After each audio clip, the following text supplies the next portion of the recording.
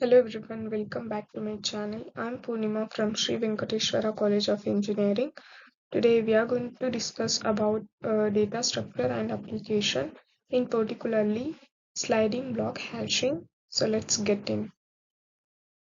Sliding block hashing, an implementation and benchmarks exercises submission, algorithm engineering with hash tables being one of the most used data structure.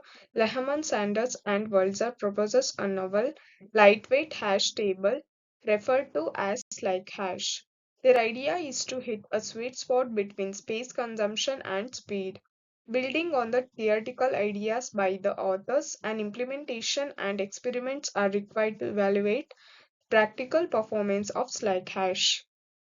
This work contributes to fulfilling this requirement by providing a basic implementation of Slack hash, an analysis of its performance, and an evaluation of the entry deletion, focusing on the impact of backend cleaning. The findings are discussed and a conclusion is drawn. Hashtable supports the management of a set of elements under search, insertion, and deletion with all these operations working in constant time.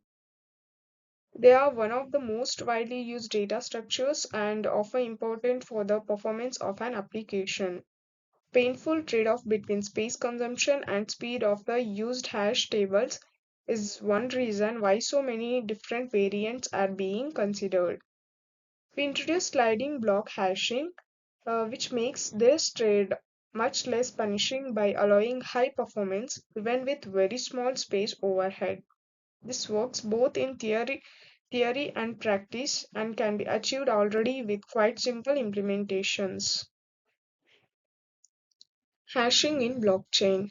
In a blockchain, hashing is the process of taking an input string of any length and converting it into the output of a fixed length. The fixed length output is known as an equivalent hash. Hash value. Any hash value created from the data using a specific hashing algorithm is always of the same length. Hash value is one way encryption as it cannot be reversed, that is, one can't determine the original input sequence. Example, if we hash a YouTube video of 100 megabytes using SHA-256, the output will be a hash of 256 bytes in length. Similarly, if we hash a text message of 10 kilobytes, the output hash will be still 256 bytes. The only difference between these two will be the hash pattern. Next, we'll see hyperparameter evaluation. Both memory consumption and speed of Slack hash are significantly influenced by the hyperparameters, namely the initial block size B, the sliding block size B, and the maximum offset O and the maximum threshold T. To investigate this, the initial configuration of B equals to 10, B equals to 2B, O equals to T equals to B is defined based on the experiments and the proposals by the authors of Slack hash. To analyze the offset of the modification of the parameters, different values are investigated in a grid search manner while the other parameters remain constant. Sliding block size and the maximum offset are modified jointly because it is only possible to use a large sliding block size if the maximum offset allows for it.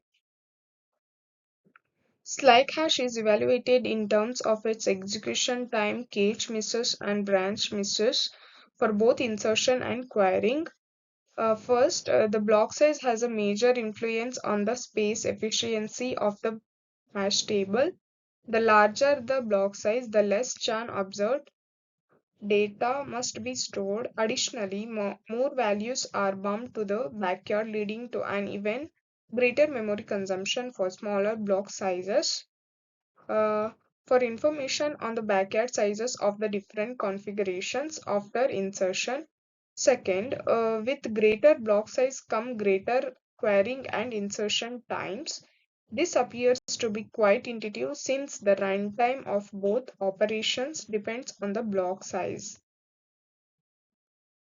The data structure and operation find the basic idea behind Sly is very simple. We try to store most elements in table T as in closed hashing.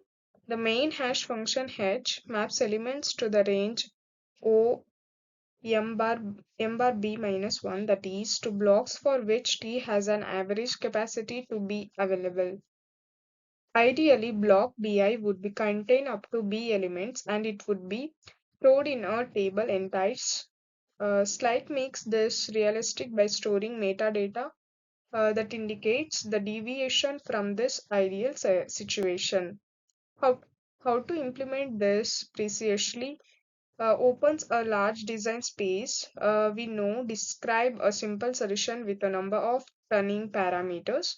The elements of S map to block Bi are stored continuously in a range of table entries starting at position IB plus OI, where OI is the offset of BI blocks are allowed to slide.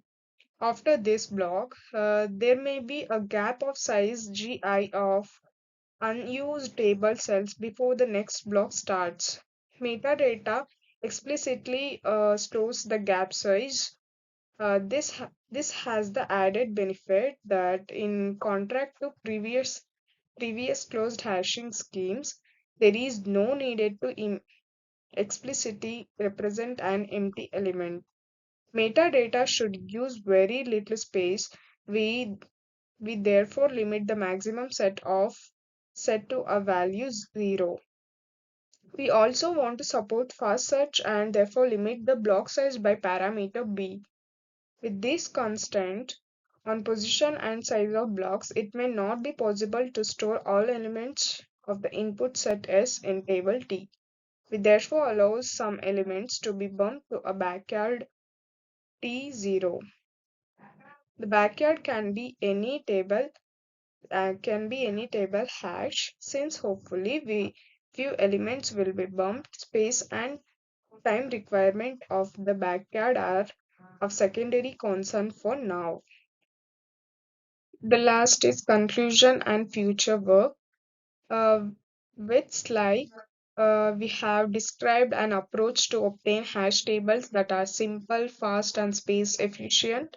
We are in the approach of implementing and analyzing Slack. This report already outlines a partial analysis, but we need to get a more concrete grip on how the insertion time depends on the number of empty slots. Several further algorithmic improvements and applications suggest themselves.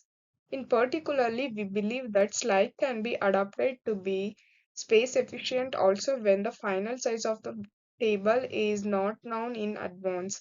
We believe that slide can be used to implement space efficient approximate membership query filter. Concurrently,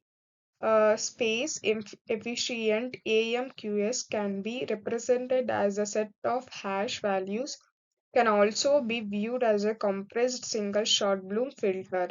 The successful dynamic coefficient filter AMQ can be viewed as an implementation of this idea using clearly compact hashing. Doing this with Slack instead promises a better space performance trade-off. On the practical side, an interesting question is whether Slack could be helped to achieve better hardware hash tables, as its simple find function could in large pattern be mapped to hardware, seem to use more rigid non-slidable block structures. So thank you all.